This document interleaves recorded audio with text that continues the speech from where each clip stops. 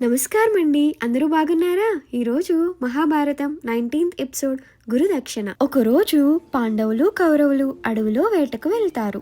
అక్కడ ఒక కుక్క మూతికి బాణాలతో కుట్టి ఉండడం చూసి ఆశ్చర్యపోతారు.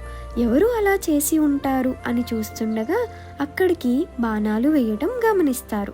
ఆ బాణం ఎటు నుంచి వస్తుందో అటువైపుకి వెళ్ళడం మొదలు పెడతారు. అక్కడ ఒక గృహ దగ్గర ఒక యువకుడు ఉంటాడు. ఆ విల్లుకారుని చూసి పాండవులు కౌరవులు నీవు ఎవరని ప్రశ్నిస్తాడు. తాను మగ్ధవనరాజు పుత్రుడైన ఏకలవ్యుణ్ణి అని చెప్తాడు. ఇప్పుడు అర్జునుడు నీ విల్లు విద్య అమోఘం, నీ గురువు ఎవరు అని అడుగుతాడు. అప్పుడు ఏకలవ్యుడు మీ గురువైన ద్రోణాచార్యుడు అని చెప్తాడు. కౌరవులు పాండవులు ఆశ్రమానికి చేరతారు. ఏకలవ్యుడు తనకంటే గొప్ప విల్లుకారుడు అని ఆలోచిస్తూ ఉంటాడు.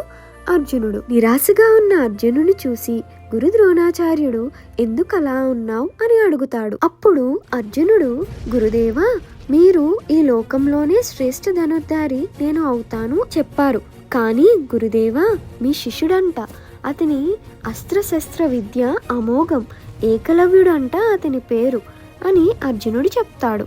గురు ద్రోణాచార్యుడు అర్జున్ని తీసుకుని అడవిలోకి వెళ్తాడు. అక్కడ ఉన్న గృహలో ద్రోణాచార్యుడు తన ప్రతిమని చూసి ఆశ్చర్యపోతాడు. ఏకలవ్యుడు గురు ద్రోణాచార్యుణ్ణి గురువుగా భావించి అతని ప్రతిమను పెట్టుకుని విద్యను నేర్చుకుంటూ ఉంటాడు. ఏకలవ్యుడు ద్రోణాచార్యుణ్ణి చూసి గురుదేవా, మీరు స్వయంగా నాకు శిక్షణ ఇస్తారా అని అడుగుతాడు. అప్పుడు గురు ద్రోణాచార్యుడు నాకు గురుదక్షిణ కావాలి అని అడుగుతాడు. ఏకలవ్యుడు గురుదక్షిణ ఇచ్చిన తర్వాతే తాను నేర్చుకున్న విద్యను ప్రదర్శిస్తాను అని అంటాడు. గురు ద్రోణుడు ఏకలవ్యుణ్ణి గురుదక్షిణగా ఏమి అడిగి ఉంటాడు? తన కుడి చేతి పొటకన వేలు అడుగుతాడు. ఏకలవ్యుడు తన వేలును కోసి గురుదక్షిణగా ఇస్తాడు. అలా ఇవ్వడం వల్ల ఏకలవ్యుడు ఇంకా శ్రేష్ఠ ధనుర్ధారి కాలేడు. గురు ద్రోణాచార్యుడు ఏకలవ్యుణ్ణి శిష్యుడుగా అంగీకరిస్తూ తిరిగి మగ్ధకు వెళ్ళమని చెప్తాడు. అర్జునుడు